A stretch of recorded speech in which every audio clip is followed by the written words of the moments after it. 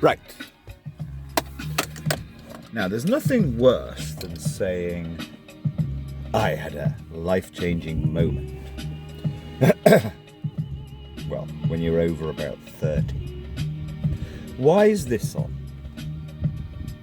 Because I don't listen to bassy music.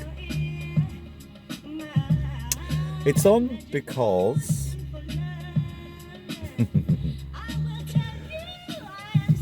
because the YouTube copyright whatever doesn't cut it out. That's the main thing, I think.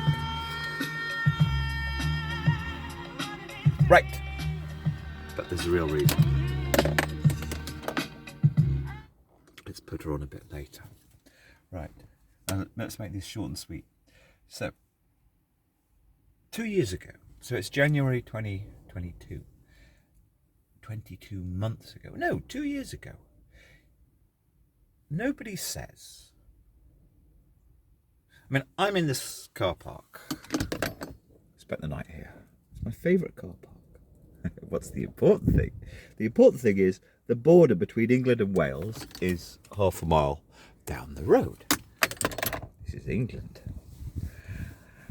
And one assumes that the Welsh constabulary don't come up here. I don't know that. You know, these sort of slack procedural, what are the rules? What are the actual realities of the monitoring of the citizen? You never quite know what the rules are. Right, that sounds like I care. I don't, because I am totally self-contained, such that, I mean, I often do this. I've got a garage where there's something much more important than bits and bobs of furniture. I got 1,000 books for my daughter safely in a garage, but I've got to move out of it soon because it's damp. Yeah, this has been on ongoing years. Right.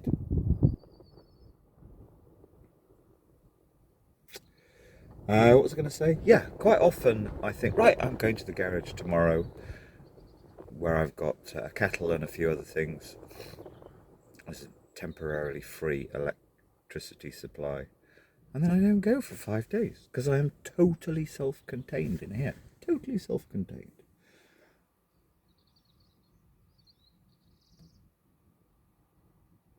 So, people around here, I mean, we're kind of, I say, in the middle of nowhere. It's changed. Lots of people from the southeast have relocated here. Quite enough people have relocated here such that it really has changed the previously nothing society, which I liked. There are lots of people around here, or quite a few people around here, or enough people around here who think they are something. Well, the key to life coming to play regions like this is to become nothing, meaning you're not important. I mean, in the grand scheme of things, the food producers, farmers, people who build the fences, etc., are important. But that's it. Anyway, a lot of people from cities or fancier existences elsewhere came to regions like this. And it takes them so long. I feel sorry for them. It takes them so long to realise. It takes them years. The reason to be here is you're not important. Anyway, whilst they're all fretting over who to be, or what not to be, or how to be, nobody will say, 2 years ago, this week, we had, for 6 weeks, this is January and February 2020,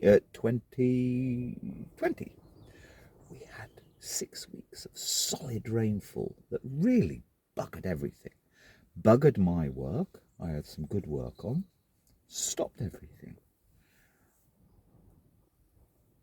So what? Why have I put that in? Because that's all that matters in the...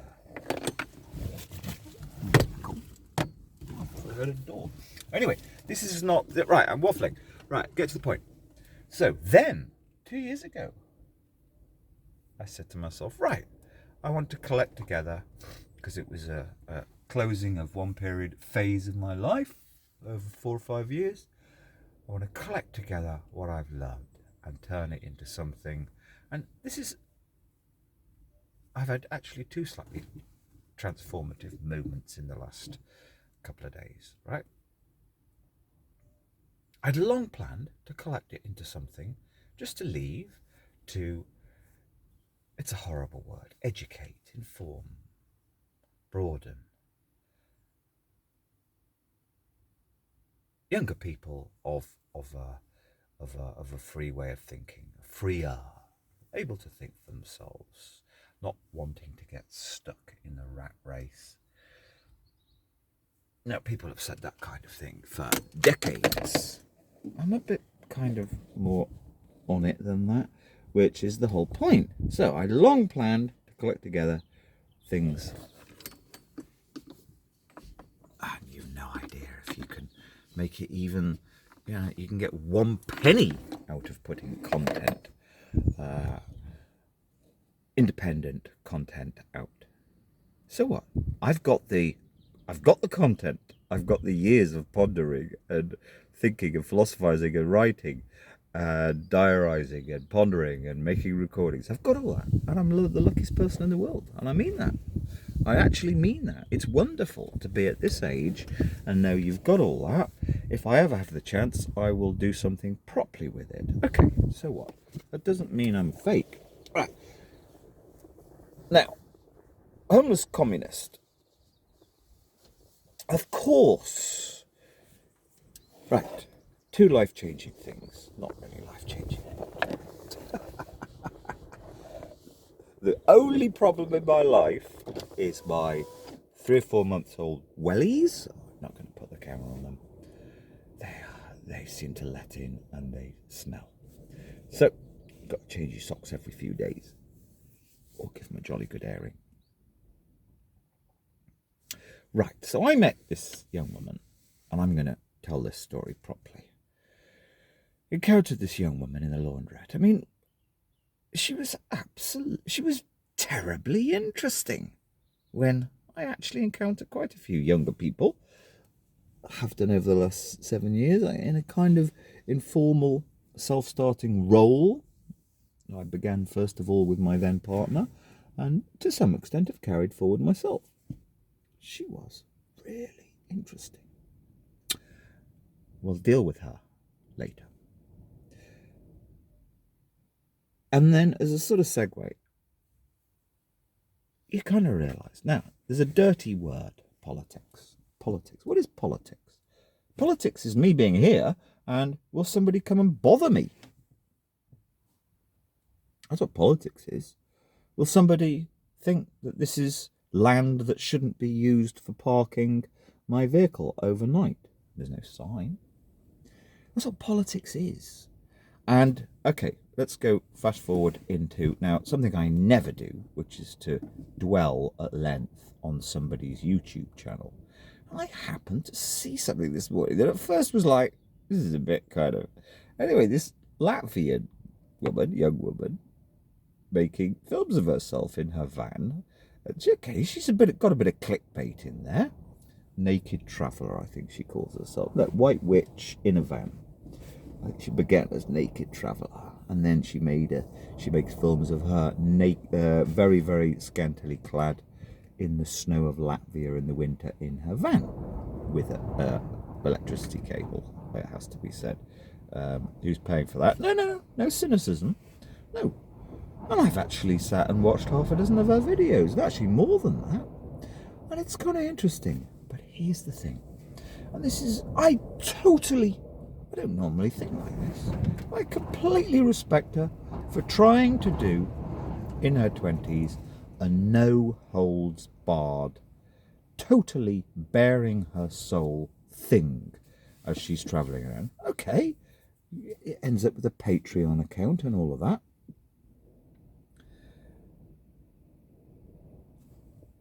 I totally respect the openness, the aliveness, the letting go-ness.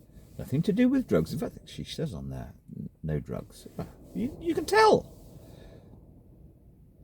But most respect, because I value that person. And I don't normally say that. I hardly ever watch anything. Oh, I keep abreast of certain things. Well, I started by watching a Neil Oliver thing, which is just, I know that. They're just so cheesy and trite. But you see, you need to marry the two together. Now, young woman, unfortunately, younger people, well, it's not unfortunate, it's the way of things. They don't have anything deep and wise really to share with the world, except their freeness, their spirit, and that's good. That's okay.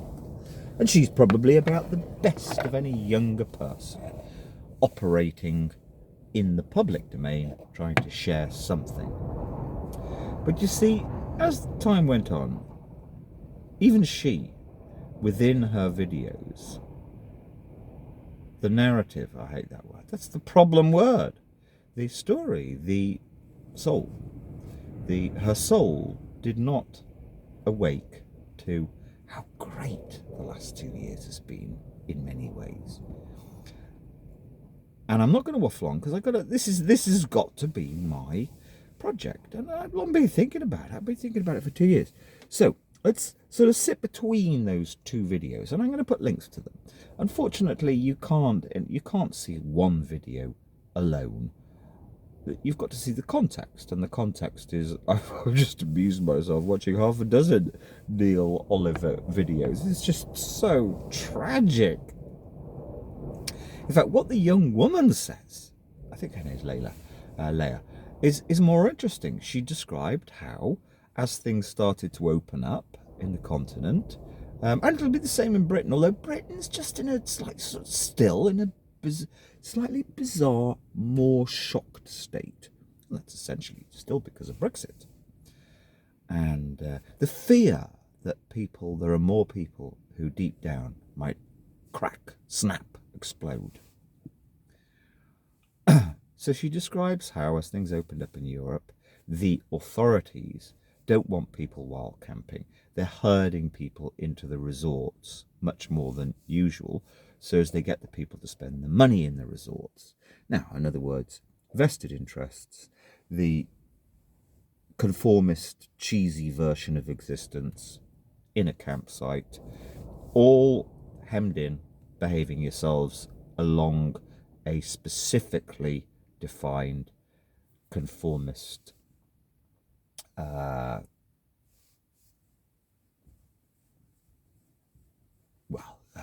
the word will come later. So she described how she was seeing that, and that's interesting. So in other words, and she should have gone on about it a lot more, in other words, yes, the forces. Now, your Neil Olivers, etc., and all these people are going on about these great forces outside. They don't say the Illuminati, but that's basically what they mean. And that may well be the case, but it's your local forces, your local habits, the behaviour of the local dignitaries and business owners, etc., the Chamber of Commerce, etc., etc. That's what really affects people. And there isn't going to be some great big sudden reset. What the young woman describes is much more important. But that is politics. Now, so what? But you see, in Britain, you can't say, there'll be some smart arse who 10 years ago said, we live in a post-political paradigm. No.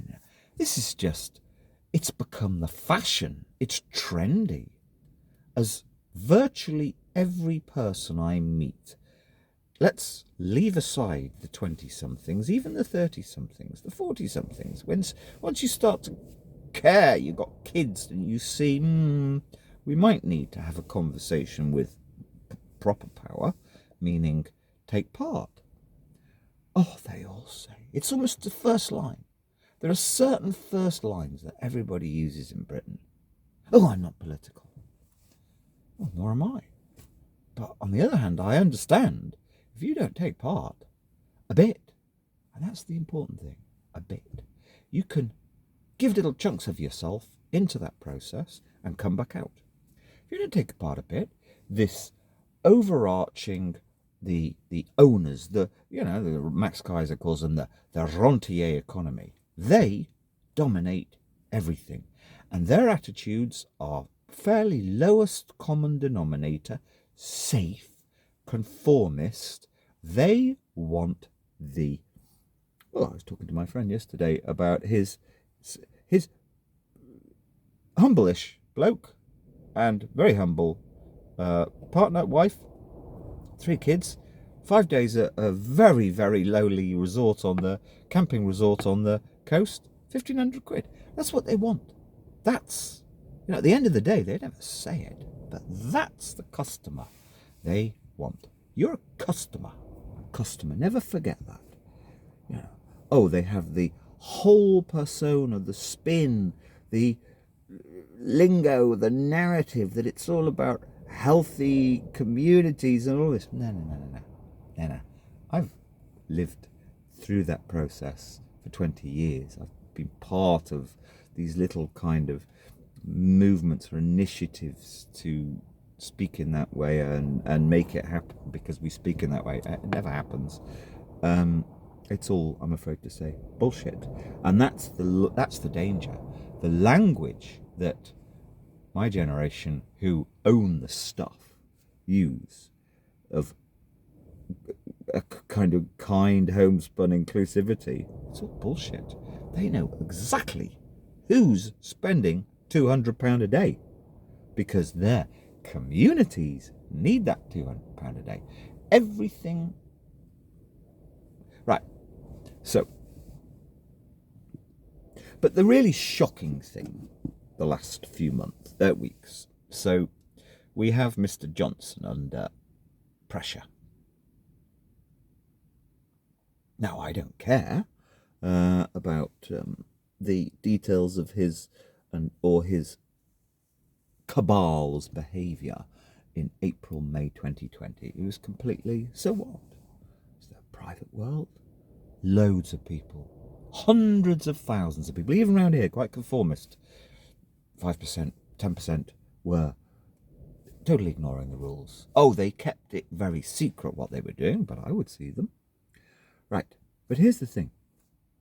Politics, money, keeping the serfs productive along the, it's almost like it's defaulted back to this so anodyne conformist way forward. Why can nobody think? Okay, everybody knows. I mean, I actually was interviewing the lady who runs the food bank in City 20 miles away yesterday. It's really increased. Everybody knows the bottom third are really squeezed now. So why can nobody think that your alternatives to Mr. Johnson, and in one simple sentence, Tory party, it has been said, if they kick out a person of a kind of stance, they go for somebody of almost the opposite stance. Now, essentially, Johnson is seen as a kind of slightly bumbling buffoon, not terribly ruthless, not terribly Thatcherite.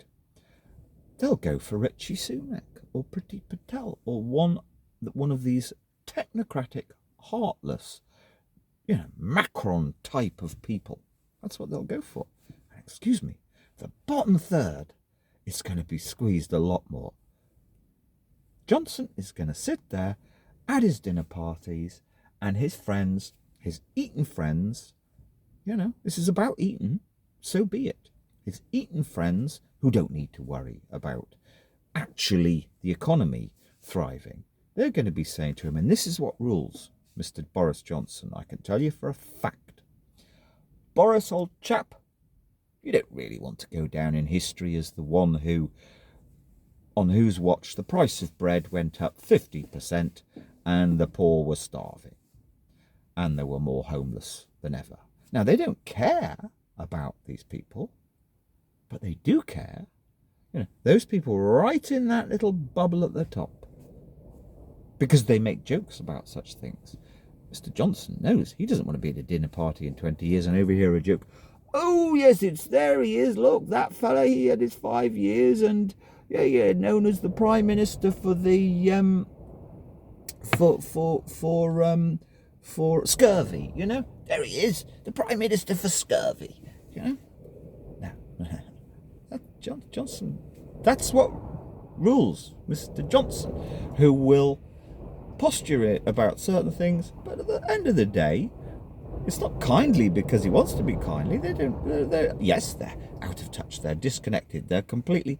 But that's what we, the people, at this particular juncture in history, can rely on quite reliably. And with a party with an 83 or 84 majority in Britain, that's cast iron. 2.5 years. You don't want 2.5 years of Richie Sunak. Thank you very much. They will. Even Johnson makes jokes about Sunak being a little bit bloody, a bit rapacious. Cuts.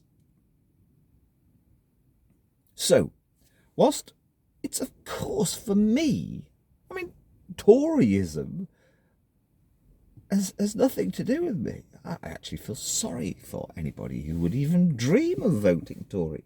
But for me, to even think of voting Tory is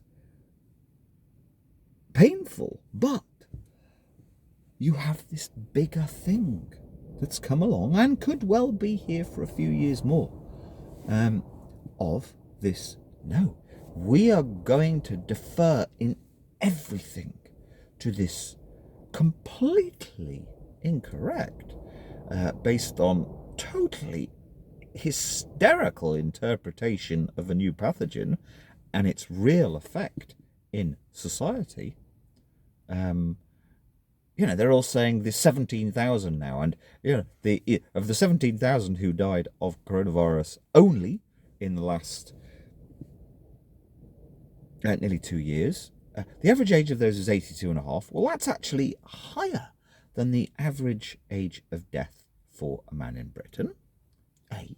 And B, because of political correctness, they can't say that the other 160,000, almost all of them, had terrible lifestyle problems, terribly overweight, clinically obese, terrible addictions to this, that, and the other, terrible liver, terrible this, terrible that. So, just as 200 years ago, there'll be lots of gravestones there where 200 years ago somebody said, as somebody was being put down, or 100 years ago, with pneumonia took them off, but they already had other things wrong with them. Old man's friend. And I wouldn't matter if it happened to me. And I'm making this video this morning. I've actually got a bug. It's not the bag bug. I actually was unwell this morning, first thing. So what? That's life. If it gets a bit worse and takes me off today, I won't be rolling over feeling I was entitled to any more life. It's just life. There we go. Did I get to my point? Yeah, I've got to start my other channel now, which has long been planned.